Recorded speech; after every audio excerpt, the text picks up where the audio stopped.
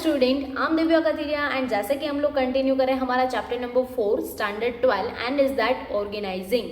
यानी कि हम लोगों ने प्रीवियस लेक्चर में ये चैप्टर के रिलेटेड थोड़ा बहुत आइडिया देख लिया था। ऑर्गेनाइजिंग सिंपल मीनिंग में वंस अगेन हम लोग रिपीट कर लेते हैं कि ऑर्गेनाइजिंग का मतलब क्या होता है, ऑथोरिटी एंड रिस्पॉन्सिबिलिटी को डिस्ट्रीब्यूट करना। क्लियर, यानी कि distribution of authority and responsibility. आज गाइज हम लोग देखने वाले हैं steps for the process of organising, यानी कि अगर हमें ऑर्गेनाइजिंग अप्लाई करना है तो उसके क्या स्टेप रहेंगे।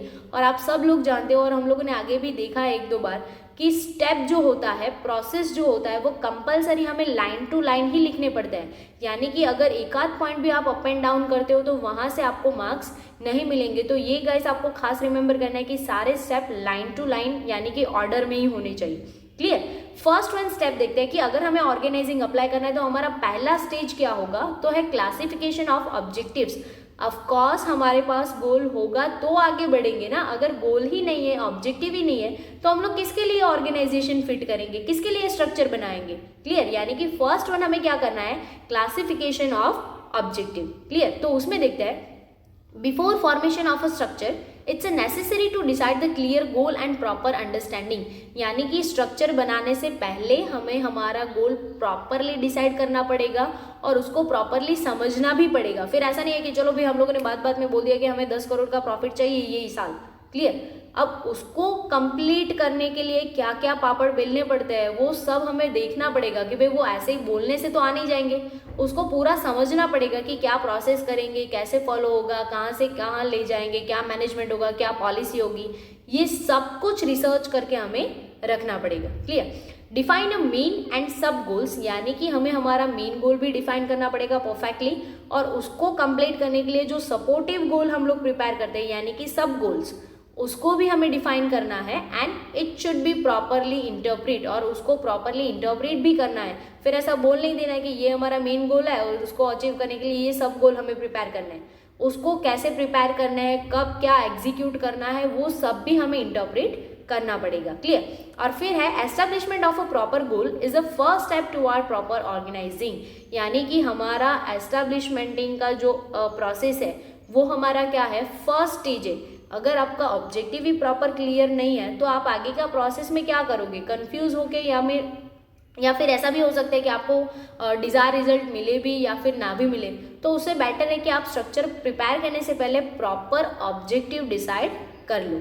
क्लियर, फिर सेकंड वन है लिस्ट ऑफ फंक्शन, यानी कि आपको जो ऑर्गेनाइजेशन का स्ट्रक्चर प्रिपेयर किया है आपने, उसको कंप्लीट करने के लिए आपको क्या क्या फंक्शन मतलब प्ले करने पड़ेंगे, क्या क्या काम करने पड़ेंगे कि भाई चलो ये एक गोल डिसाइड किया है हम लोगों ने, तो ये गोल को कंप्लीट करने के लिए हमें कौन कौन से वर्क करने पड़ेंगे। तो ये सारे वर्क का, ये सारे फंक्शन का हमें क्या प्रिपेयर करना है, लिस्ट प्रिपेयर करना है। क्लियर, तो उसमें देखते हैं after having a clear goal with the help of organisational structure the list of a work is prepared. अब जैसा हमारा गोल है वैसा हम लोगों ने स्ट्रक्चर प्रिपेयर किया होगा और उसके हेल्प से हम लोग क्या करेंगे, हमारे जितने फंक्शन हमें प्ले करने हैं ना, जितने हमें फंक्शन काम करने हैं, उन सब का हम लोग क्या कर देंगे, लिस्ट प्रिपेयर कर देंगे ताकि हम लोगों का कोई काम डुप्लीकेट ना हो, यानी कि 2 बार ना हो और कोई काम रह ना जाए। Clear, at the time of preparing a such a list it is ensured that, अगर हम लोग लिस्ट बना रहे हैं तब हमें खास ध्यान रखना है, एंश्योर करना है not a single task is left, यानी कि कोई भी काम रह नहीं जाना चाहिए, and not a single task is repeated, और कोई भी टास्क 2 बार नहीं हो जाना चाहिए। Clear, list of a function should be prepared on the basis of it's a proper consideration. अब ये जब लिस्ट हम लोग प्रिपेयर कर रहे होंगे ना तब हमें उसका कंसिडरेशन भी माइंड में रखना है। क्लियर, फिर ऐसा नहीं है कि हम लोग का गोल कोई और है और हम लोग काम कोई और ही कर रहे हैं, यानी कि हमारे गोल के साथ हमारे जो फंक्शंस है वो मैच होने चाहिए कि भाई हाँ ये गोल को अचीव करने के लिए ये काम करने पड़ेंगे। क्लियर, पहले हम लोगों ने क्या किया था, ऑब्जेक्टिव डिसाइड किया, फिर सेकंड वन क्या किया, वो ऑब्जेक्टिव को फुलफिल करने के लिए क्या क्या काम करने पड़ेंगे उसका लिस्ट बनाया। क्लियर, फिर हमें क्या करना है, डिपार्टमेंटेशन ऑफ फंक्शन। डिपार्टमेंटेशन का गाइज मतलब होगा डिवाइड, आपको डिवाइड करना है, किसको डिवाइड करना है, फंक्शन को। अब जितने लिस्ट बनाया है उतना जरूरी तो नहीं है ना कि सारे के सारे एम्प्लॉय सारे लिस्ट परफॉर्म करेंगे, सारे काम परफॉर्म करेंगे। जिसका सबसे ज़्यादा अच्छा एबिलिटी है उसके हिसाब से, स्किल के हिसाब से हम लोग उसका काम अलॉट करेंगे यानी कि डिपार्टमेंटेशन करेंगे, और उसके बहुत सारे पॉइंट्स होते हैं कि कैसे डिपार्टमेंट करना है, कौन से रूल के वाइज कैसे करना है, वो हम लोग देखते हैं। Clear? When the list of a function is prepared, then classified the work area and similar functions are placed together. हमें क्या करना है कि भाई जो सिमिलर काम होंगे ना, उन सबका अलग अलग ग्रुप बना देंगे, यानी कि नेचर वाइज उसका डिवीजन करेंगे। Clear guys? यानी कि फॉर एग्जांपल अगर 2-3 काम फाइनेंस के है तो उन सबको साथ में रखेंगे, 2-3 काम प्रोडक्शन है तो उसको साथ में रखेंगे, अगर 2-3 काम मार्केटिंग है, एडवर्टाइज के है तो वो सब एक ग्रुप में रहेंगे। यानी कि हमें उसको उसके नेचर के हिसाब से ग्रुप में सिमिलर प्लेस पे रखना है, ताकि जब भी हम लोग काम अलॉट करेंगे, चलो फाइनेंस के बंदे हैं तो उसको फाइनेंस का पूरा काम देंगे, अगर कोई इंजीनियर है तो उसको टेक्नोलॉजी का काम देंगे। क्लियर? अगर कोई मार्केटिंग मैनेजमेंट का बंदा है तो उसको उसका मतलब एडवर्टाइजिंग का, मार्केटिंग का काम अलॉट करेंगे। तो इसके हिसाब से हमारा क्या हो जाएगा कि भाई सारे काम एक टाइम पे ही होंगे, फिर भी कोई काम रह नहीं जाएगा। Clear? Also clear about the division of work, यानी कि कैसे डिवीजन हम प्रिपेयर करेंगे वो भी क्लियर करना है। फिर ऐसा नहीं चलो इसको इसमें डाल दोगे चलेगा, फिर वो सेकंड वन काम है उसको भी इसमें डाल दोगे चलेगा नहीं। हमें प्रॉपर डिवीजन करना है कि ये सारे काम है वो यही डिपार्टमेंट में, यही डिवीजन में रहेंगे, बाकी के जो काम है वो यही डिवीजन में रहेंगे, ऐसा क्लैरिफाई करना है। Clear? Work is divided as for, यानी कि हमारे पास जितने भी वर्क होंगे वो कैसे हम लोग डिवाइड करेंगे, उसके एरिया के हिसाब से। फॉर एग्जांपल परचेज एरिया, तो वहां पे सारे परचेजिंग के काम होंगे, सेल्स एरिया है, अकाउंट एरिया है, प्रोडक्शन एरिया, ऐसे बहुत सारे डिपार्टमेंट है, तो हम लोग उसके काम के नेचर के वाइज उसको एरिया वाइज हम लोग वहां पे डिवाइड करेंगे। फिर अगर परचेजिंग का एरिया है तो वहां पे सेलिंग का कोई काम नहीं होगा। क्लियर? फाइनेंस का कोई काम नहीं होगा, टेक्नोलॉजी का भी कोई काम नहीं होगा। इट मीन्स कि सारे काम उसके डिपार्टमेंट, उसके डिवीजन, उसके नेचर के हिसाब से होने चाहिए। Clear? Division is a placed according to, अब डिवीजन हम लोग कैसे बनाते हैं, नेचर ऑफ यूनिट। नेचर का मतलब क्या होता है कि अगर कोई हमारे पास काम अवेलेबल है तो वो किसका काम है। अगर फॉर एग्जांपल हमारे पास 3 काम अवेलेबल है कि एक तो अकाउंट चेक करना है, एडवर्टाइज का देखना है और मशीनरी रिपेयर करना है। क्लियर? अब अकाउंट का जो काम है उसका नेचर क्या है, फाइनेंस, तो वो कहाँ पे जाएगा, फाइनेंस डिपार्टमेंट में। फिर मशीनरी रिपेयर करना है तो वो किसका काम है, इंजीनियरिंग का, तो वो जाएगा टेक्निकल डिपार्टमेंट में। क्लियर? फिर एडवर्टाइजिंग करना है तो वो किसका नेचर है, मार्केटिंग मैनेजमेंट का, तो वो वहां पे जाएगा। तो हम लोग ऐसे बाइफरगेट करेंगे ताकि जो उसके स्पेशल पर्सन है उसी के पास उसके रिलेटेड काम जाए। क्लियर? फिर है फॉर एग्जाम्पल लेते हैं, division of a business unit selling a product in entire country. कोई एक ऐसा बिजनेस है जो अपना जो प्रोडक्ट है उसका पूरा कंट्री में यानी कि पूरे इंडिया में सेलिंग कर रहा है, तो वो कैसे सेलिंग करेगा, वो ऐसे नहीं करेगा कि भाई चलो गुजरात से आके, सूरत से आके सब ये सब कुछ लेके जाओ और पूरे कंट्री में बेचो।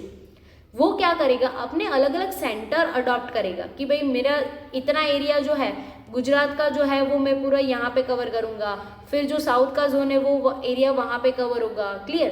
तो ऐसे जोन वाइज हम लोग काम करेंगे ताकि सारे एरिया कवर कर पाएंगे। क्लियर? जियोग्राफिकल जो एरिया है ना वो सब कुछ। क्लियर? फिर हम लोगों ने क्या किया, then the zone wise division of a selling as per south, east, west, north zone.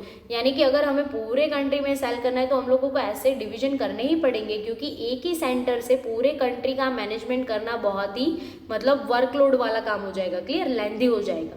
Then फिर है नेक्स्ट वन है to determine the departmental position and abilities. Of course हम लोग ऑर्गेनाइजेशन में करते क्या है, अथॉरिटी और रिस्पॉन्सिबिलिटी को डिस्ट्रीब्यूट करते हैं, और वो भी किसके हिसाब से करते हैं, उसकी स्किल और एबिलिटी के हिसाब से। तो पहले हमें सबका स्किल, एबिलिटी, पोजीशन जानना पड़ेगा, फिर हम लोग उसके हिसाब से उसको कुछ अलॉटमेंट करेंगे। Clear? When the work is a departmentalized, यानी कि जैसे हम लोगों ने काम को बाइफरगेट कर दिया, डिवाइड कर दिया properly, then provide the responsibilities and authority according to position and ability। यानी कि आपका जितना पोजीशन हाई, आपकी रिस्पॉन्सिबिलिटी भी हाई होगी, आपकी ऑथोरिटी भी हाई होगी। क्लियर? फॉर एग्जाम्पल ऑफकोर्स जो टॉप लेवल मैनेजमेंट होते हैं उसकी सबसे ज़्यादा रिस्पॉन्सिबिलिटी होती है कि अगर बिजनेस में कुछ भी लॉस हुआ तो उसको तो अपनी खुद की प्रॉपर्टी बेच के भी भरना पड़ता है। क्लियर? पूरा डेप्थ पेमेंट करना पड़ता है। फिर जो डिपार्टमेंट होते हैं उसके पास पूरे डिपार्टमेंट का रिस्पॉन्सिबिलिटी होता है, हाँ प्लस पावर भी होता है, और जो वर्कर होते हैं उसको सिर्फ अपने काम का रिस्पॉन्सिबिलिटी होता है, अपने काम का ही पावर होता है। इन शॉर्ट, जैसे जिसकी एबिलिटी, जैसे जिसकी स्किल, उसके हिसाब से पोजीशन मिलेगा, और पोजीशन के हिसाब से उसको अथॉरिटी और पावर और रिस्पॉन्सिबिलिटी मिलेगा। क्लियर? फिर है the delegation of a power and responsibilities. पहले तो हम लोगों ने क्या किया, डिफाइन किया कि कौन सा बंदा है, कौन सी पोजीशन पे, उसका काम क्या है, उसके पास स्पेशल नॉलेज है, एबिलिटी, स्किल क्या अवेलेबल है। फिर उसके हिसाब से हम लोग क्या करेंगे, डेलीगेशन यानी कि उसको डिस्ट्रीब्यूट कर देंगे कि भाई ये बंदा है तो उसके पास इतना पावर, इतना अथॉरिटी और इतना रिस्पॉन्सिबिलिटी रहेगा। क्लियर। यहाँ पे देखते हैं डिविजनल हेड यानी कि डिपार्टमेंट के हेड, सब डिविजनल हेड यानी कि उसके अंदर जो ग्रुप के मॉनिटर और सुपरवाइजर होते हैं वो, और फिर है स्किल बेस्ड हेड यानी कि कुछ बंदे ऐसे होते हैं कि जो सिर्फ अपने नॉलेज और स्किल के हिसाब से काम करते हैं कि भाई चलो अगर ये हमारा काम है उसके हिसाब से हमें कोई ये नॉलेज वाला बंदा चाहिए, तो हम लोगों ने अगर उसको हेड बनाया है फॉर अ पर्टिकुलर वर्क तो वो क्या हो जाएगा, skill based head. Are finalised, पहले क्या होगा, पहले ये सब हेड यानी कि पोजीशन फाइनलाइज होगी, then all the head should be given a proper power. फिर देन आफ्टर क्या होगा, जितने भी हेड होंगे उन सबको प्रॉपर पावर मिलेगा एंड रिस्पॉन्सिबिलिटीज भी मिलेगी, क्योंकि जितना ज़्यादा पावर उतना रिस्पॉन्सिबिलिटी मिलेगा। So that's why they can perform their work very well. तो उसके हिसाब से क्या होगा कि भाई उसके पास अच्छी पावर होगी, उसके पास उसका रिस्पॉन्सिबिलिटी होगा, तो वो बहुत ही अच्छे से काम कर पाएंगे। एक बात खास रिमेंबर करनी है कि सिर्फ रिस्पॉन्सिबिलिटी देने से कोई काम नहीं होता, बंदे के पास उसके रिलेटेड पावर भी होने चाहिए। क्लियर। फिर है last one, clarification should be done of each persons post. पहले हमें क्या करना है, पहले सबके पोस्ट क्लैरिफाई करने हैं कि भाई कैसे कौन से पोस्ट पे कौन सा वाला बंदा है, so that each person will get the idea of the responsibility assign. अब फॉर एग्जाम्पल हम लोग सुपरवाइजर को अपॉइंट करते हैं, डिपार्टमेंटल हेड को अपॉइंट करते हैं और फिर एक वर्कर को अपॉइंट करते हैं। तो वर्कर को पता चल जाएगा कि भाई मैं वर्कर हूँ तो मेरे पास इतना काम आएगा तो इतनी रिस्पॉन्सिबिलिटी है।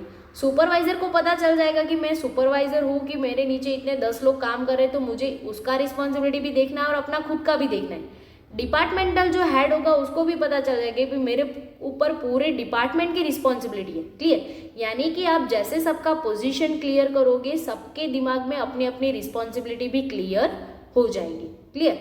फिर नेक्स्ट वन क्या करना है हमें, establishment of inter relationship, most important thing for coordination. अगर कोऑर्डिनेशन लाना है तो हमें रिस्पॉन्सिबिलिटी और अथॉरिटी के हिसाब से रिलेशनशिप भी मेंटेन करने पड़ेंगे। After the proper distribution of a work and delegation of authority and responsibility, यानी कि पहले हम लोगों ने वर्क को डिस्ट्रीब्यूट किया, उसके हिसाब से पावर और रिस्पॉन्सिबिलिटी डिस्ट्रीब्यूट किया, फिर देन आफ्टर क्या करना है, formation of inter relations should be made clear. Relation भी क्लियर होने चाहिए। फिर ऐसा नहीं है कि भाई चलो वर्कर को लगता है मैं किसको पूछने जाऊँ अगर कन्फ्यूजन है तो उसको पता होना चाहिए कि मेरे ऊपर ये सुपीरियर है तो उसको ही पूछना है, उसको पता होना चाहिए कि मेरे ऊपर ये डिपार्टमेंटल हेड है तो मुझे उसके पास ही जाना है, अगर वहाँ से जो रिस्पॉन्स आता है वो मुझे वर्कर को भी देना है। क्लियर। तो ये जो कम्युनिकेशन का प्रोसेस है ना वो कैसा होना चाहिए, क्लियर होना चाहिए, क्योंकि कम्युनिकेशन गैप गाइस बहुत ज़्यादा मिस्टेक्स और लॉस भी करवा सकते हैं। Power and responsibilities can be centralised. Centralise का मतलब क्या होता है गाइस कि एक ही बंदे के पास अगर सारा पावर और सारा रिस्पॉन्सिबिलिटी है तो उसका मतलब क्या होता है, centralise, with the help of a former of a inter relationship, formation of inter relationship. अगर हम सब लोगों के बीच में इंटरली रिलेटेड कर देते हैं, सबको इंटर रिलेशनशिप में डाल देता है, तो क्या हो जाएगा कि भाई at the end of day सारी पावर और अथॉरिटी किसके पास आने वाली है, एक बंदे के पास, यानी कि सेंट्रलाइज हो जाएगी, क्योंकि एक सब एक दूसरे के साथ कनेक्टेड है। तो at the end of day ये पूरा चेन एक होके आएगा। क्लियर। और फिर है decentralise with the help of departmentalisation, यानी कि डिपार्टमेंटलाइजेशन अगर हम लोग करेंगे, डिपार्टमेंटलाइजेशन का मतलब क्या होगा गाइस, डिस्ट्रीब्यूशन, डिवीजन करना है। क्लियर। अगर आप डिवीजन करते हो तो आपका पावर और अथॉरिटी क्या हो जाएगा, डिस्ट्रीब्यूट हो जाएगा, डिसेंट्रलाइज हो जाएगा, यानी कि सबके पास जाएगा, अथॉरिटी भी सबके पास, रिस्पॉन्सिबिलिटी भी सबके पास। डिसेंट्रलाइजेशन का मतलब क्या होगा, अथॉरिटी और पावर कहीं सेंट्रलाइज नहीं है, यानी कि एक बंदे के पास नहीं है, सबके पास है। और सेंट्रलाइज का मतलब क्या होगा कि ये सब कुछ एक बंदे के ही पास है। और वो कैसे होगा कि अगर आप सबको रिलेशन में डाल देते हो तो सबका पावर आप एक at the end of day आप एक पूरा कंट्रोल करके मॉनिटराइज करके आप उसको वापस मतलब देखोगे कि भाई इनपुट क्या है, आउटपुट क्या है। और डिसेंट्रलाइजेशन का मतलब क्या है कि भाई मेरे पास इतना पावर है, इतना रिस्पॉन्सिबिलिटी है, मुझे अपना ही सिर्फ देखना है। क्लियर। और वो कैसे पॉसिबल होगा, अगर हम लोग वर्क को डिवाइड कर देते हैं तो। फिर नेक्स्ट वन है last one, process and step to prepare organisational chart. हम लोगों ने ऑब्जेक्टिव किया, उसका लिस्ट बनाया, अथॉरिटी और पोजीशन डिसाइड किया, उसको डेलीगेट किया रिस्पॉन्सिबिलिटी को। फिर ये सब कुछ करने के बाद हमें इसका एक प्रॉपर और पूरा चार्ट प्रिपेयर करना है, ताकि हम लोग ये क्लैरिफाई कर पाए और हम खुद समझ पाए कि हम लोगों ने किसको कौन सा वाला काम और कितना पावर, कितना अथॉरिटी दिया है। क्लियर? हम लोग ये सब कुछ माइंड में लेके तो फिरने वाले नहीं है कि भाई इसके पास ये है, ये नहीं है। तो हमें क्या करना है, एक पूरा चार्ट प्रिपेयर कर लेना है कि भाई चलो ये सुपीरियर है, उसके नीचे ये वाला बंदा है, उसके पास ये अथॉरिटी है, उसके नीचे जो वर्कर है उसके पास ये responsibility and all that. Clear? तो एक ऐसा पूरा चार्ट प्रिपेयर कर लेंगे ताकि हमें स्टेप बाय स्टेप पता चले कि सबसे ऊपर कौन है, फिर उसके नीचे कौन है, इसके नीचे कौन है, और किसके पास कितना पावर और कितना रिस्पॉन्सिबिलिटी अवेलेबल है। Clear? For the perfect idea of each ones, यानी कि सबका पोजीशन, डिपार्टमेंट, ऑथोरिटी और रिस्पॉन्सिबिलिटी जानने के लिए ये परफेक्ट आइडिया है कि भाई चलो हम लोगों ने देखा है कि भाई एक फाइनेंस का डिपार्टमेंट है तो उसके नीचे बहुत सारे लोग हैं, तो हमें पता चल जाएगा कि फाइनेंस डिपार्टमेंट में ये बंदे के पास ये पोजीशन है, इतना पावर है, इतना अथॉरिटी है और इतना रिस्पॉन्सिबिलिटी है। क्लियर? यानी कि एक पूरा जैसा, फॉर एग्जाम्पल, बेस्ट एग्जाम्पल अगर आप उसका ले लो तो हम लोगों को अगर शादी में, अगर आपने शादी का कार्ड देखा होगा तो उसमें लास्ट में बहुत सारे शादी के कार्ड में ऐसा दिखने को मिलता है, एक ट्री जैसा बनाया होता है, फैमिली ट्री। ये उसके मतलब हेड ऑफ द फैमिली है, उसके बेटे इतने थे 4, फिर उसके अंदर उसके जो भी आगे आगे जैसे मतलब चलते जाते हैं नॉमिनीज, उसके जो बेटे के बेटे होते हैं ऑल दैट। तो उसमें हमें पता चल जाता है कि ये वाला जो बंदा है ना, उसके दादाजी ये है, उसके पापा ये है, वॉट एवर। तो सेम एज इट इज हमें यहाँ पे यही कॉन्सेप्ट फॉलो करना है कि हमें एक चार्ट ऐसा बना लेना है ताकि हमें सब बंदे का ऑथोरिटी पोजीशन क्या है क्या नहीं है वो इजीली पता चल जाए। And such chart should be properly prepared, और ये प्रॉपर होना चाहिए। फिर ऐसा नहीं होना चाहिए कि मुझे ऐसा लग रहा है कि ये बंदा फाइनेंस में हो सकता है या तो फिर टेक्निकल डिपार्टमेंट में हो सकता है। सबका पोजीशन क्लियरली क्लैरिफाई करना है। Clear guys? एक बार हम लोग रिवाइज कर लेते हैं कि हम लोगों ने कौन सा स्टेप देखे हैं। तो फर्स्ट वन हमारा स्टेप है क्लासिफिकेशन ऑफ ऑब्जेक्टिव। पहले ऑब्जेक्टिव डिसाइड करना है, ऑब्जेक्टिव के रिलेटेड जितने लिस्ट है, काम है, उसका लिस्ट बनाना है। क्लियर? ऑब्जेक्टिव प्रिपेयर किया, फिर उसके काम का लिस्ट बनाया, फिर देन आफ्टर डिपार्टमेंटेशन ऑफ फंक्शन, वो जो लिस्ट बनाए थे काम के उसको क्या करना है, डिवाइड कर देना है। क्लियर? फिर क्या करना है, to determine the departmental position and ability, उसके हिसाब से किसके पास क्या पोजीशन है, क्या एबिलिटी है वो देखना है, और उसके हिसाब से हमें क्या डिस्ट्रीब्यूट करना है, पावर और रिस्पॉन्सिबिलिटी। क्लियर? फिर देन आफ्टर हम लोग क्या करेंगे, सबके बीच में इंटर रिलेशनशिप मेंटेन करेंगे, और ये जो हम लोगों ने पूरा वर्क किया है उसका एक चार्ट प्रिपेयर कर लेंगे ताकि हमारे माइंड में भी ये पूरा क्लियर रहे। Clear guys? ऑब्जेक्टिव प्रिपेयर किया, फिर उसके पूरे लिस्ट बनाए फंक्शन के, फंक्शन को डिवाइड किया, फिर हम लोगों ने सबके पोजीशन और एबिलिटी को जाना, फिर उसके हिसाब से सबको अथॉरिटी और रिस्पॉन्सिबिलिटी भी दिया, फिर इंटर रिलेशनशिप मेंटेन किया, और फिर लास्ट में क्या करना है, इन सबका चार्ट प्रिपेयर कर लेना है। Clear guys? तो ये हो गया हमारा प्रोसेस ऑफ ऑर्गेनाइजिंग, और प्रोसेस में खास रिमेंबर करना है सारे पॉइंट्स लाइन टू लाइन लिखने हैं। Clear guys?